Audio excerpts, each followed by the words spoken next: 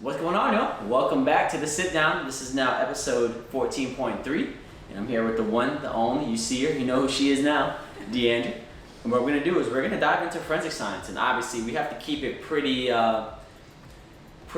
basic, because obviously there is a lot of legality stuff when it comes to what Deirdre does for work. She's seeing a lot of different things, but I'm just gonna kind of let Deirdre run and give us as much as you can. Okay, no problem. So I think we're at what, 14.3 now? 14.3. 14.3. So I'm essentially introducing myself 2.2 episodes later. So it is what it is. So I'm Deirdre Da Costa. I was born and raised in Jamaica. Moved here to the United States when I was 19. I moved to New York, and from there, I went to school in New York. I got my associate's and my bachelor's degree in forensic science in New York, and I got a job here in Florida, in Palm Beach County, and I started working as a forensic scientist a couple years ago. So I, kind of took a leap of faith, because all my family members live in New York, so it was like a leap of faith just moving to some place where I have no other family members, and so that was weird for me, but I adjusted. I have like one or two cousins down here, so they really helped me adjust. But I moved here to become a forensic scientist. My motivation for becoming a forensic scientist came from losing my brother, and every time I talk, as long as it's been, every time I talk about my brother, I do get like teary eyed. So I'm gonna try not to try not to get too deep into it, because the one thing I don't want is my voice to start cracking because I feel like crying. But I became a forensic scientist because my motivation for that was my brother. When I was 17 years old and he was 14, he got shot. He got shot with a 12 gauge Remington shotgun, and lost his life. And he was shot by his classmate, his friend. And there was never really any clarity. It's Jamaica, it's a third world country essentially, and the criminal justice system there wasn't very effective. The forensics and just the way the case was handled, in a place like Jamaica, or corruption exists everywhere. But essentially, I believe that the criminal justice system didn't work my brother's case the way they should have, as far as paying as much attention to it, because we're not rich or well off, at least not as well off as the family of the child that shot my brother. So money, they have money. I'm sure they found their way out of things. So essentially, I never really got a straight answer to how my brother died. At least the story behind it. All I know is that he got shot. What happened, we never really got much detail of, and that still hurts, because not knowing, for me it was like not knowing if he suffered. How long was it? Instant? That would make me feel better if it was instant. At least he wasn't suffering, but unfortunately he did suffer a little bit, because he didn't die right away. But my motivation for becoming a forensic scientist came from how his case was handled, and how the forensics and just the way things were done wasn't up to par. And I felt like, if I am gonna honor him, I feel like this is one way that I could honor him. So when I moved here, I had my sights on forensic science. I don't think prior to starting school, I'm sure I probably had other options. I was weighing other options in my mind. But the minute I found forensic science, I knew that was what I was going to do. I didn't come here from Jamaica thinking, oh, maybe I can do this and then switch to this. I came in and I started looking for schools that did forensic science. I got straight into it. So I got my bachelor's degree in forensic science, and then as I said before, I moved here. So basically that's my motivation behind why I became a forensic scientist.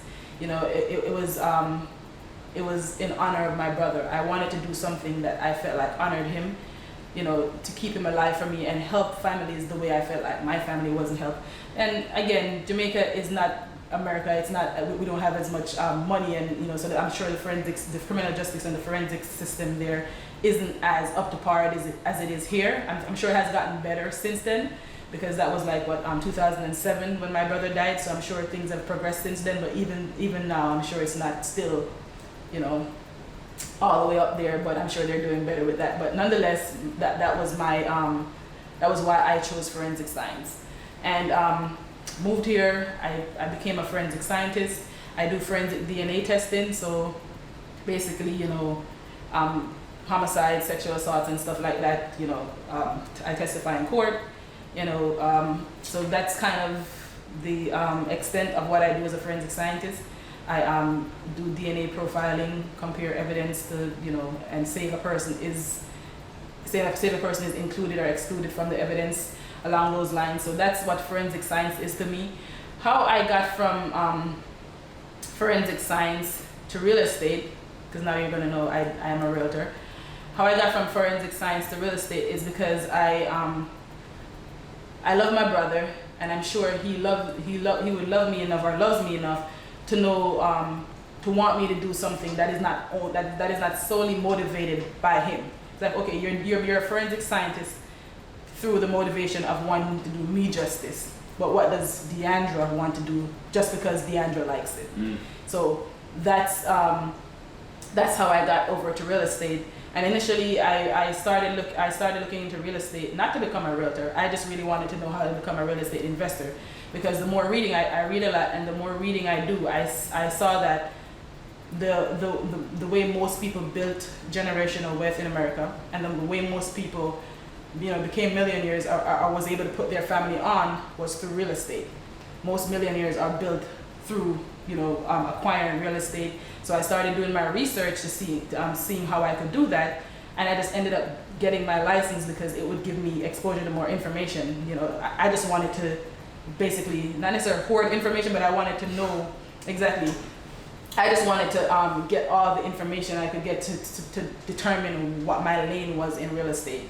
So I wanted to, you know, do real estate investing, and then that was just, and being a real estate investor essentially is just, you know, not necessarily just for yourself, but you're buying and selling real estate for yourself, and you don't need a license to do that. You know, I can own my home and I can sell my home without a realtor, and I can buy a home for myself without a realtor. Of course, that is not always, the minute you need a license is when you start doing it for somebody else. If Colin's like, hey, can you help me buy my house? Well, technically I'm no longer buying real estate for myself, so I'm helping Colin, so I would now need a license to help Colin in that capacity. So that's when you really need a license. Otherwise, you can buy and sell real estate for yourself. However, I must add that you must know the ins and outs of what you're doing. That's typically why the average person that doesn't do real estate would end up getting a realtor, because there are other moving parts other than, you know, people really think it's just finding the home. Oh, well, I found my home myself, why do I need a realtor? Well, there's a lot of back-end paperwork that if you don't know what you're doing, you could really dig yourself into a hole. So while it is completely okay for you to buy and sell real estate for yourself, make sure you back that up with a lot of knowledge, so you don't, you know, you don't want to sign anything that you don't know what you're signing, which is typically where a realtor comes in. I just got my license because I wanted to know more. I wanted to understand more about the process, and in getting the license, I'm like, okay, well, now I have the license, might as well do it too. Like, don't get the license, because you can essentially get your license and not use it in the capital. You can have it just to have it, and keep on making sure you keep up with the renewal, but you don't have to. You can be an inactive real estate agent just by keep on paying your dues and using your knowledge for whatever else you want to use it for. So I just chose to use it, and I was trying to find my lane in real estate. You know, most real estate agents help people buy and sell homes, and I was like, okay, I want to help people buy and sell homes, but I also work as a forensic scientist. So therefore, I don't want to half-ass do anything, which if I'm doing one thing, I can't, you know, jack of all trades, master of none. That's what I was going to ask you. How do you juggle those two? Those are two very different fields. Two very different fields. So it's like jack of all trades, you're master of none, because you cannot, if you're doing one thing, you can't essentially be good at both without another one suffering. So, and the idea behind anything is to specialize. I got a degree in forensic science, but I became a forensic biologist. I could have become a forensic toxicologist or, you know, some other field. Specializing narrows down you having to learn all the other information, because you could just be a forensic scientist, and there's like so many different fields in forensics you could do. So when I specialized in forensic biology, that narrowed down what I could do, or what I needed to be focused on. So with real estate, I'm now trying to figure out my specialty. And for me, I realized that I don't necessarily want to be running down people trying, hey, let me sell your house, hey, let me help you buy a house. That wasn't necessarily me. So I started trying to target an audience where I want to help people do what I was trying to do for myself, which is build generational wealth. And there is so many ways to use real estate to your advantage that the average person might not know. And you know, I just had a friend contact me, and she's like, you know, I went to the bank, I tried to get, you know, pre-approved for a loan to buy a home, and basically the lady at the bank asked her if she had a certain amount saved, and when she didn't, you know, I guess have the amount that the lady suggested, she didn't even want to work with her. So you get the idea that you need to have, like, God knows, this big lump sum of money. And typically when they do that and, you know, discourage you from wanting to buy a home, is because, of course, the more you put down, you know, the more you put down, or the bigger the price of the house, the bigger their commission, and the bigger their cut of the deal. They're not thinking about the person. I remember when I bought my first home, my townhouse. My realtor were cool. However, when I bought that place, nobody said anything to me about first-time home buyers grant. Granted, it might be your responsibility to look it up, but if you have a realtor who has your best interest at heart and is not just trying to close the deal to get the commission, exactly. If somebody has your best interest at heart, they'll say, hey, you know, there's this grant, there's so many grants that you could use. You could essentially buy a home without even coming out of pocket with too much money, because there are grants that help you with the down payments or the closing costs. So, but of course, the average realtor that's just trying to close a deal and just trying to get their piece of the commission is not going to want to wait for you to go through the process, because typically grants would require you to do like a first-time buyer's class, sure, or something as an incentive, something for them to say, hey, you can now understand, here take this class for 2 hours and we'll give you a certificate, and this means that, you know, you're able to use this grant to get. Okay. So there are a lot of grants out there that can help you, and if they just want to close the deal, they're not gonna tell you anything about that, because that's gonna hold it up for them. So I wanted to help people in that way. I also, of course, that helps you to buy a home, but my goal with real estate also was to help the average person understand it more, that yes, it's a great idea to buy your first home and buy this like nice, lavish, big home. But what people don't know, a lot of people don't know, is that with real estate, a single family or a duplex or a triplex or a quadplex is still considered residential. So anything up to 4 units is considered residential, which would mean that for your first home you could buy a fourplex. For your first home you could buy a duplex. For your first home you could buy, using a FHA loan, you could essentially, anything between 1 to 4 units is still residential. You go outside of 4 units, and now that's commercial. Now, that's a different ballgame, because now they know you're not buying it to live in it. That's right. Exactly. But anything from 1 to 4 units is still considered residential. So you could use your first opportunity of buying a home to buy a duplex or a tri or a quadplex. And of course, the idea behind that is, of course, that might not be a forever home, but the whole idea behind that is to generate passive income. You want to be able to make money when you're not working. You should be able to make money when you're not working, because of course the idea of being a forensic scientist or being a therapist, or you make money, but essentially you cannot hand over your job to your children. Mm-hmm. I can't take up my degree and say, hey, I'm passing that down to you. So I wanted something that, even if that might not be my future unborn children, if that might not be their goal to become a real estate investor, I've still passed over something to you that you now have to use it how you choose. You can now sell and use that money to put into whatever it is that you like. But what I've done is given you something that so pass down something to you that you could that could literally pass through generations. And that can even happen with a single family home. You buy a home and you're able to pass it on for generations. You buy a home 10 years ago, it's now worth $100,000 more. So the goal is for some people, depending on your investment tactics, is to buy and hold because it appreciates, And so with the single family, the duplex and triplex, you think about generating passive income, and you're okay. If I use my first opportunity, I know I want the nice, big house first.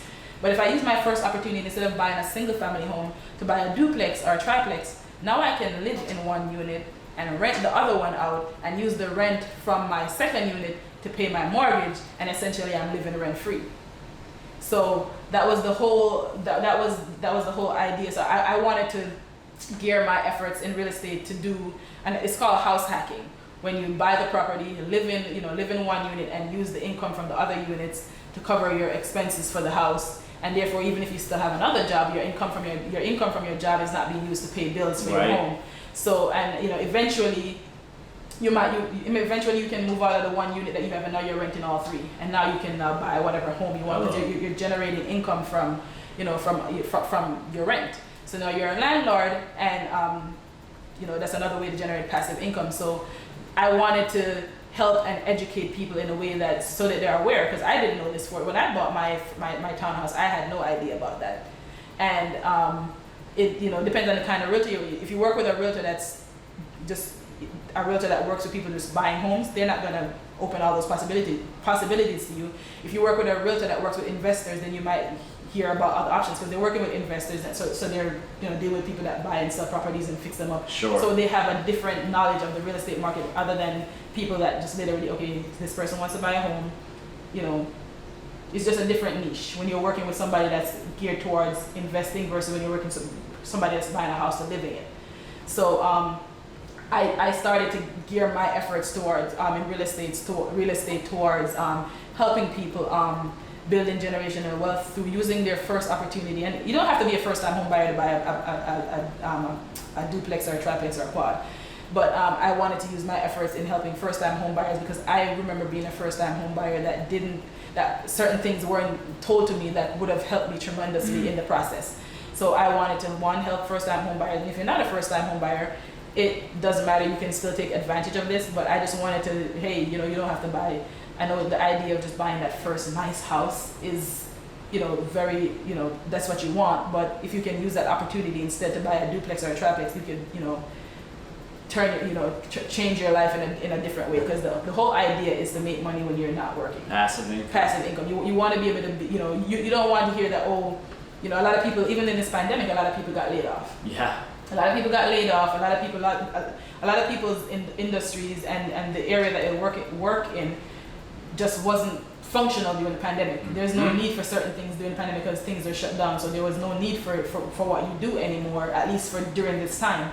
And the idea that having income from other sources wouldn't just completely leave you disabled. Because if your job is your only source of income, then you need to be, it's all about multiple streams of income and passive income. And I wanted to, while I'm trying to do that for myself as a real estate agent, I just wanted to, say, hey, you could do this, and the one thing about this life is that we always find ourselves at a point in life like, man, if I had known this. Right. Years ago. A year ago, 2 years, even 5 months ago, 6 months ago, man, the knowledge that I have now about certain things, if I had known that then, you couldn't talk to me. I would be too rich for you to talk to me. I'd be too rich for you to talk to me. And that's what's so cool about it though, Deirdre, the fact that, you're using your past experiences to benefit the futures of others. That's really important, right? Because I feel like just as a society, as a country, I feel like that element of humanity has been lost. Yeah. People are for themselves. Yeah. So to hear you kind of have that mentality and to go about it the way you are, obviously still benefiting you, benefiting your family, and setting yourself up for the future, but also helping others do it along the way. That gives me hope, and that's just refreshing to hear, because you don't hear that often. You really don't. That's for real. And the one thing they say about, like, you don't waste a good crisis, but at the same time, you want to be able to you don't waste a good crisis, but you also want to be like, you can't be for yourself in everything. And we know that, or I know that the way you advance most of the times is through solving problems. I've never seen a person that solved problems that's broke. If you find a problem and you find a solution for it, you will generate income. But once you can find a problem, like problem solvers make money. You create a solution to a problem that's like I was listening to something the other day that, like, okay, the selfie stick. Everybody wanted to be able to take a picture of themselves without, like, I'm in a place where nobody else is that I know. I don't want to touch a stranger and say, hey, can you take a picture for me? somebody like, okay, this looks like this is a problem that a You lot of people capitalize have. on this, yeah. So you create a solution. Once you always find a way to solve problems, you always find a way, one, to make money, and two, to fulfill, your desire to help other people. So as long as you keep solving problems, you'll keep making money. And that's just one thing I'm big on is problem solvers always come out on top, because if you find a solution to a problem, if you find a problem and then make a solution and create a solution for that, you'll be fine. Hey, You'll be fine. well, you heard it here first. Be a problem solver, guys. Be a problem solver. and get as many streams of income as you possibly can. In the more passive streams, the better. Right? Because it's I'm sure we all have goals, we all have aspirations to do big things in life, and even though money isn't the most important thing, it is important to try to get what you want to fulfill out of life. And Yep. Because for me, wanting to make more money, one, is not for myself, because the kind of money that I'm trying to make, generational wealth, baby. I possibly can't make that money in my lifetime. I'm trying to make money that surpasses my lifetime to give people that come after me, my family members, and generations after me, the opportunity to build on that and carry it on. So I'm not trying to make money. Like, of course, you're trying to make money now, to live now and enjoy life now. But if your goal is big enough, the money you're trying to make is not to make in this lifetime only. You should be making money that surpasses you. So you're trying to build wealth that surpasses you, wealth that you probably won't even see. Like, I probably won't even live. If I do the things I'm aspiring to do, I probably won't even live to see it, the full thing come to life. I'll probably see some fruits of the labor, but if it does what I intend for it to do, I won't see how big it really truly gets. And it'll continue to produce fruit. Exactly. Yeah. And another part of wanting to build generational wealth and wanting to build multiple streams of income and have passive income is freedom. Freedom for me, like, it's not the money, it's what the money affords me, is what the money gives me the ability to do. Because yes, making more money is good. We all use money for different things, but the fact that I can make more money means that I just bought my time back. Because now, I love my job. However, now I give 40 hours a week or 40 plus hours a week to somebody else to further their goal. And if I'm using that time, which is usually the prime hours of the day, when you work with somebody, the prime hours of the day is when you're at work. So now, if you truly want to build something for yourself, now you have to push past the tiredness, push past whatever you feel, and when you get home, now say, okay, I just spent 8 hours or 10 hours helping somebody build their dream. What about mine? Now I need to put that same 10 hours into myself. You can't you can't be co-committed to somebody else's goal and not be as committed to building yourself up. So what passive income and multiple streams of income will allow me to do, or what you should allow everyone to do, is buy your time back. Because by having a certain amount of money, now I can not do whatever other job that you might be locked into, where you're giving the prime hours of your day. It buys my time back. I'm just trying to buy my time back. I'm just trying to buy. It's freedom. It's not only about the money. It's what it affords me. Yes. And it affords me my time back. It affords me my time back that now allows me to be able to experience other things in life that I want to do at my leisure when I feel like it. That's really what it is for me. It's buying my time back, buying my freedom. I'm buying my time back, one passive income or one extra stream of income at a time. I'm buying my time back. And once I've succeeded in buying my time back, now I can do what I feel like, when I feel like. And don't take having a job as a bad thing either. Like, working for somebody else helps you build character, it helps you build discipline. Because if you can get up every day and help somebody else build their dream, it's supposed to help you build discipline in doing it for yourself. Yes. Because a lot of people will think about, okay, now that I've bought my time back, now I can do whatever I want to do, whenever I want to do it. And you realize that without the structure of having to go to a job, you completely fall off, because where are the checks and balances? So people retire.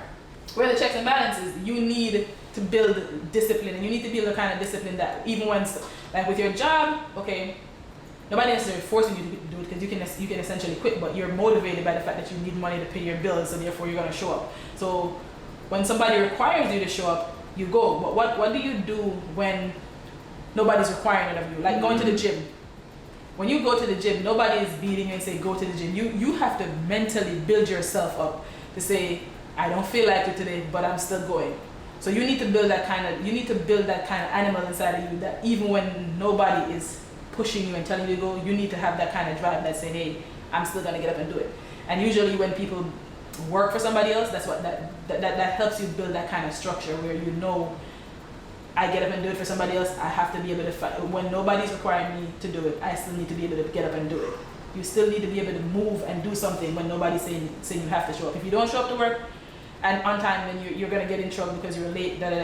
When you don't work for anybody, how do you still keep yourself in check? Because you still need to be able to have a certain level of discipline to be able to be an entrepreneur. Essentially, you still need to have a certain level of discipline, else your business will fall apart.